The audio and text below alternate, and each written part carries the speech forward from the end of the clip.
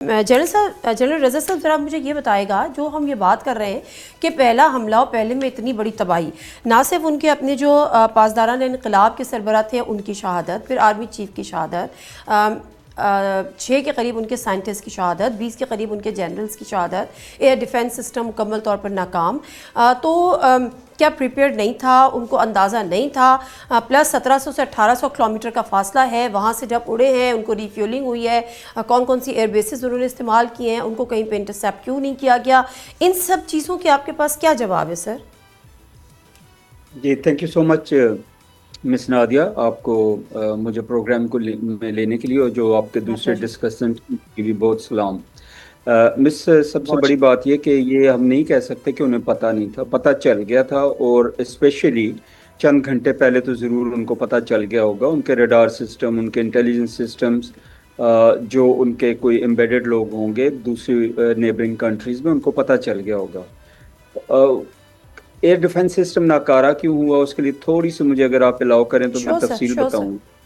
جی actually اگر یہ آپ جائیں تو یہ کہانی شروع ہوتی ہے 1980 سے، ارلی 1980 سے، جس وقت ایران اور عراق کی وار ہوئی۔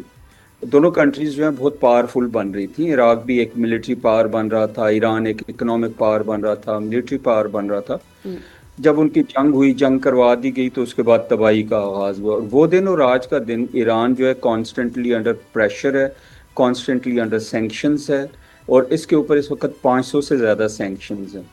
سمپل ریزن اس کی صرف ایک ہی ہے کہ پورے خطے میں صرف ایک کنٹری ہے جو اسرائیل کو چیلنج کرتی ہے، جو اسرائیل کے خلاف کھڑی ہوتی ہے، اور وہ ایران ہے۔ اور اس طرح جیسے آپ نے تھوڑی دیر پہلے اپنے ابتدائیے میں بات کی کہ جو بھی ریزسٹنس فورسز ہیں اگینسٹ اسرائیل، خواہ وہ پیلسٹینینز ہیں، حماس ہے، حزب اللہ ہے، ان کو بھی ایران کی سپورٹ رہی ہے۔ نقصان بے حد زیادہ ہوا ہے۔ آگے کیا ہوگا؟ اچھا جی، جو سینکشنز ہیں ان کی وجہ سے جو پرابلم اس وقت ہے وہ یہ ہے کہ جو ایران کی ملٹری کیپیبلٹی ہے اس میں کافی بڑا ڈینٹ ہے، کافی بڑا گیپ ہے۔